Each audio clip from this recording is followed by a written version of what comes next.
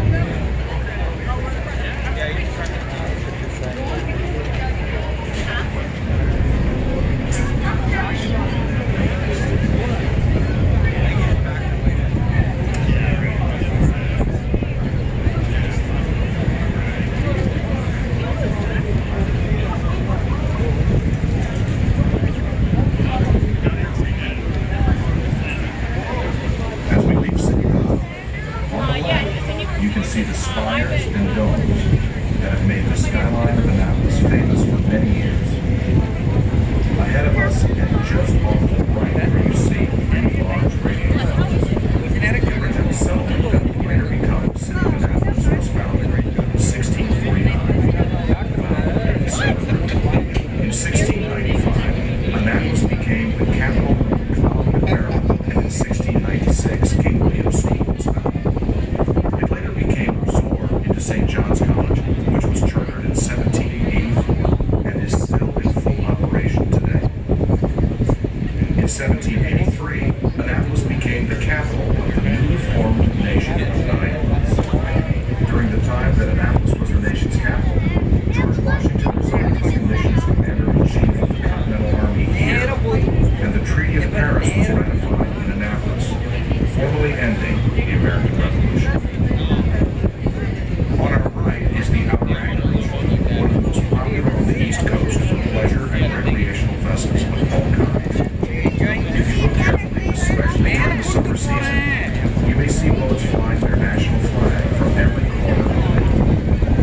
During the colonial period, sailing ships from the Naval loaded at the dock, which was far larger then. During and right after the Revolution, trade shipping began.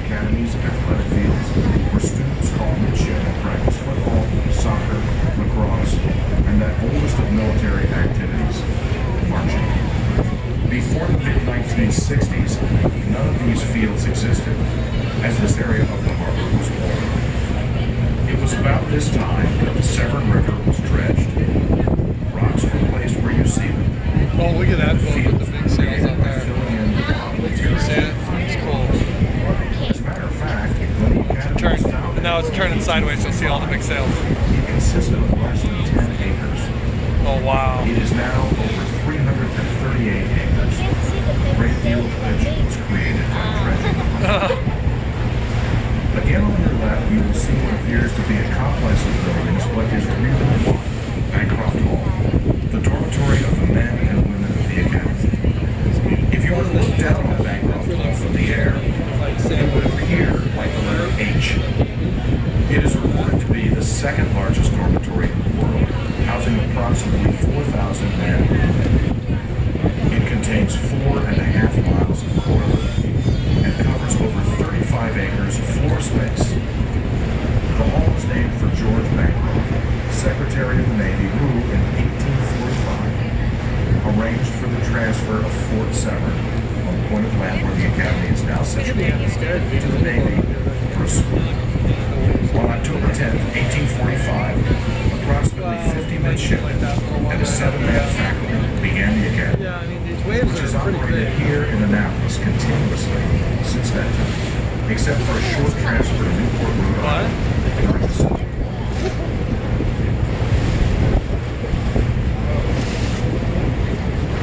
Well, the bigger the boat you're in, the less it'll move around. On our left, you will see a white mast with a damaged platform and several lights. This is the mast from the bow ship Maine, which sunk in an explosion in 1898 in Havana Bay, Cuba. At that time, 260 men of the United States Navy died. The mast has stood here at the Academy since 1913 and is a memorial to these men. The lights on the mast were added many years ago. They are storm warnings to inform mariners of bad weather and the extent of how bad that weather will be. With the development of modern electronic communications, however, these lights have largely been replaced by radio transmissions on marine channels. If you look just beyond the mast, you will see a long, black Mark 14 torpedo, the type used by American submarines during the Second World War. The torpedo has been placed there as a memorial to the submariners who died in that conflict. We will now make a turn around the corner of the United States Naval Academy and head up the beautiful, scenic Severn River. As we do, you will see a green light on a three-sided base.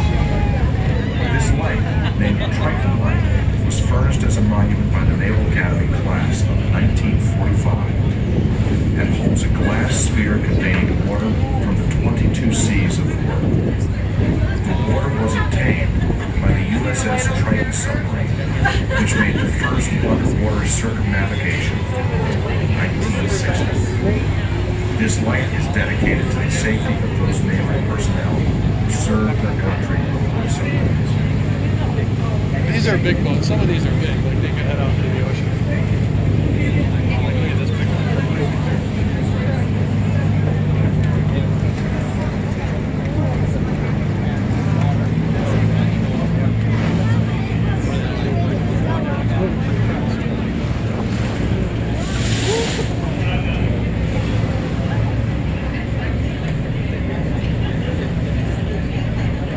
You see on your left with the peaked gull-shaped roof is the Robert Brown Sailing Center, built in 1974.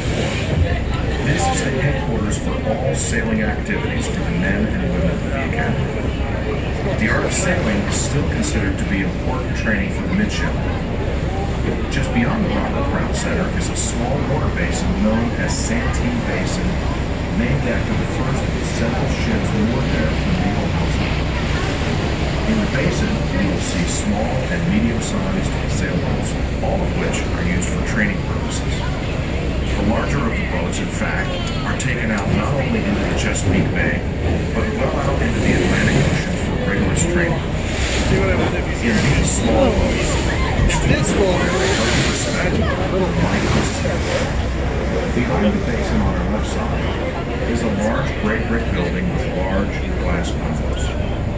This is the Wesley Brown Fieldhouse, a 140,000 square foot athletic facility named for Lieutenant Commander Wesley A. Brown, who in 1949 became the Academy's first African-American graduate. All those buildings? what The team that fieldhouse is? contains facilities for physical education, varsity and intramural athletics, club sports, and personal fitness. It also offers a centralized medical facility conveniently located at the field. Well, you saw that. What made The the two big wave? buildings closest to you are known as Chauvenet That and big boat was Michelson going so fast. Homes. So all these big boats going fast up Michelson here. was one of the first Americans to win the Nobel Prize in Physics for accurately measuring the speed of light. And Chauvenet was one of the original Academy professors in 1885. Well, that wasn't too big. Behind the buildings, you will see the dome of the United States Naval Academy Chapel with the gold peak. And yes, that Yeah, is afterward, real. maybe when we are headed back, we'll go It and is a we'll look on the back magnificent for the building which engines there. includes the credit of John Paul Royal Jones, Underwater. recognized as the first great naval hero in American history. I think the sailboats are so pretty.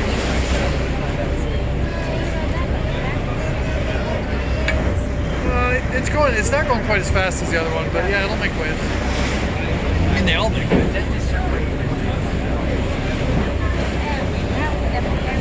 Well, that's a fun one too. I think that could be kind of scary. Watch him going over these big waves. Look, As we come see alongside, him jumping up and down. Look, Chauvenet homes, you can look between them and see They're the just not having exterior fun, of right? the chapel structure. Its interior is even more beautiful than the outside.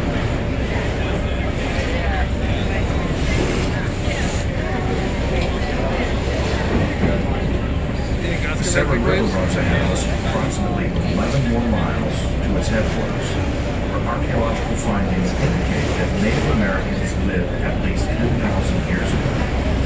The Native Americans, however, left the area shortly after the Annapolis was founded. What? I don't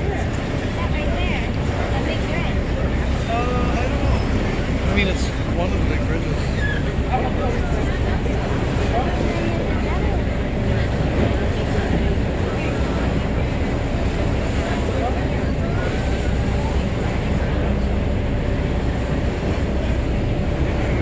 We are going to make our turn now, and as we do, there are a number of points of interest that you can view from the left, or port side of our vessel. First and foremost is the small body of water that you see along the side of the classrooms. It is known as College Creek. This creek divides the Naval Academy and continues on to St. John's College. Just beyond the creek is an attractive gray building that once operated as the United States Navy Hospital. A part of the building named Beach Hall currently serves as the headquarters of the United States Naval Institute, publisher of the Institute's popular Proceedings magazine I don't think so. and the blockbuster novel The Hunt for Red October. The two bridges you see spanning the Severn River are important arteries for the region's busy land trade. The nearest, Route 450, is known as the Naval Academy Bridge and was completed in 1994. It carries local traffic between Annapolis and residential areas on the far side. The current bridge has replaced two earlier bridges, the first of which was built in 1886.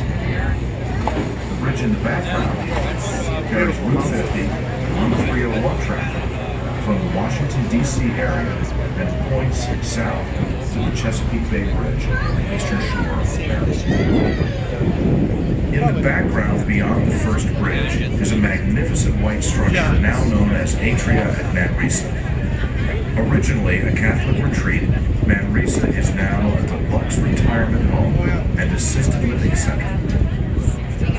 Finally, as our vessel comes about, you can see a few of the beautiful homes that adorn the banks and bluffs of the river, as well as many of the creeks that flow from both sides of the Severn.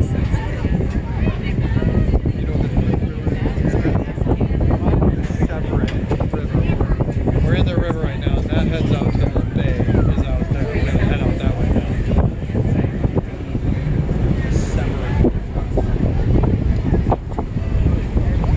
We will be heading out of the river now towards where it leads to Chesapeake Bay. There are many creeks in the Chesapeake Bay, such as Swan Creek,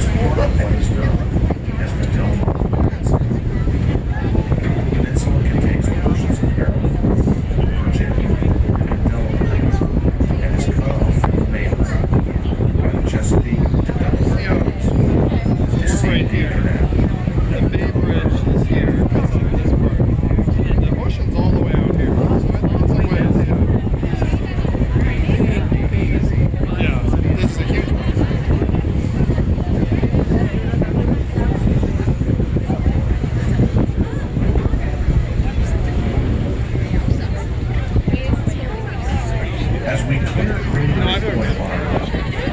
I've heard the spans of Chesapeake Bay bridges going from the western shore of Annapolis to the eastern shore, some 4 Have miles you been on distant. Lake Michigan?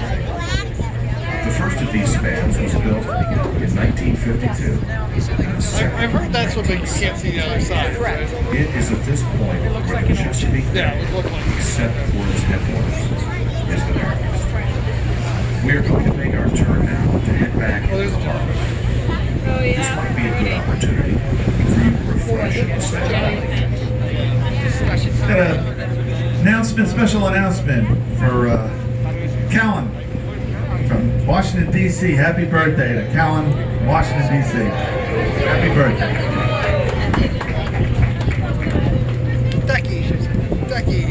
Ducky. Oh, I was joking. That we did a happy birthday announcement for Ducky.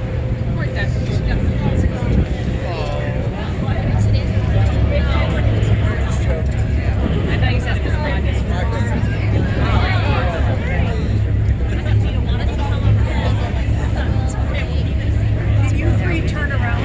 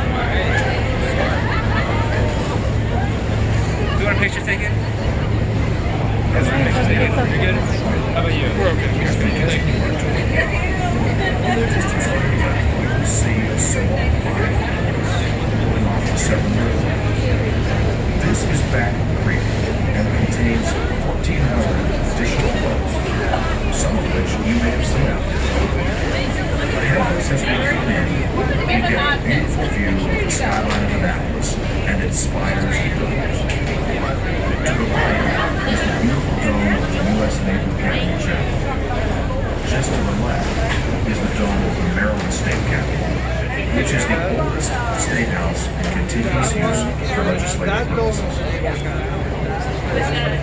If you look over your left, you'll see the 2 osprey, or actually there's 3 osprey in there. It's a couple and their little baby. This couple comes down every year. And they have a baby, this year they had one baby in the spring. Looks like the baby's out. The parents are sitting up on the rail there.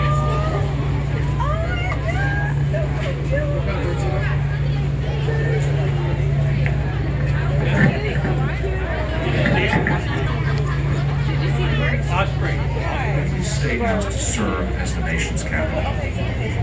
It has the largest wooden dome in the United States and is constructed entirely of cypress beams and assembled with wooden pegs. To the left is the spire of St. Anne's Church, And to the left of that is the spire of St. Mary's. Adjacent to St. Mary's Church on the waterfront side is located the birthplace and home of Charles Carroll of Carrollton, one of 4 signers of the Declaration of Independence from the state.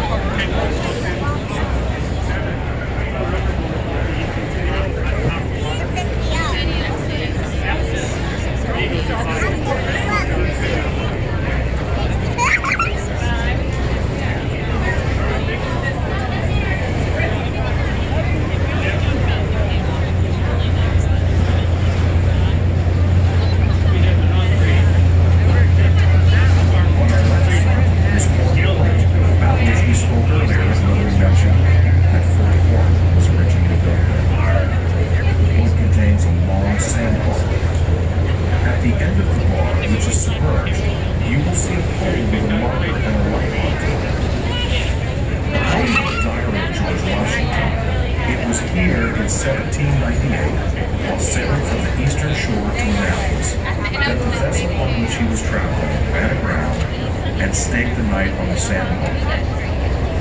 For many years, the pole has been the home of a nesting pair of osprey, which are large, eagle-like fish hawks.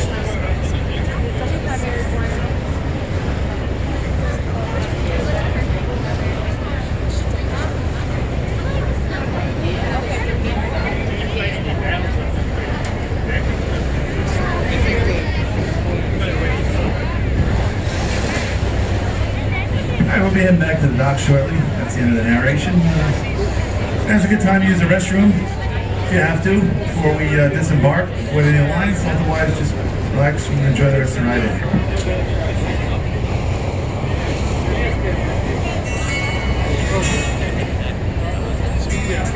Yeah, so we went down here. This is the 7th. So we're right up there. This is it.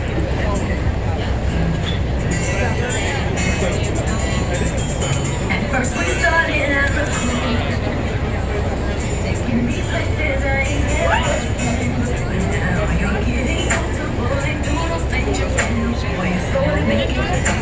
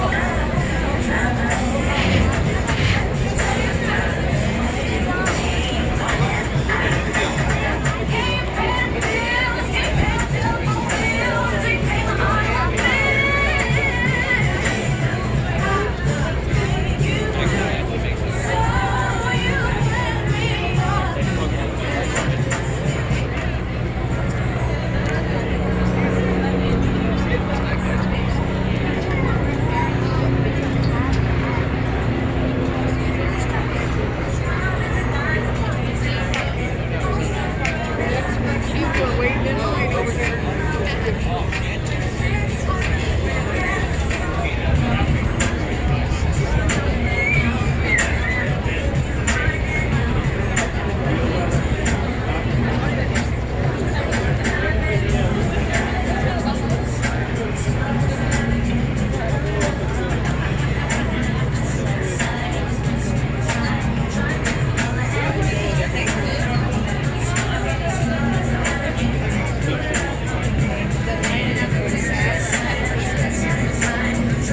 got to get one. That's the problem.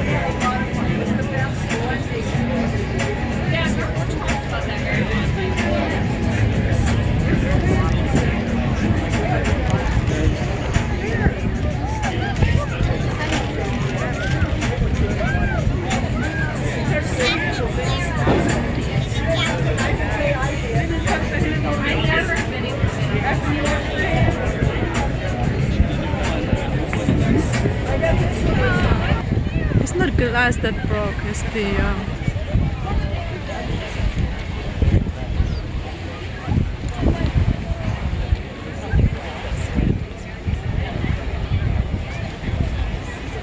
Are you videotaping? Let's see, you think you sit outside?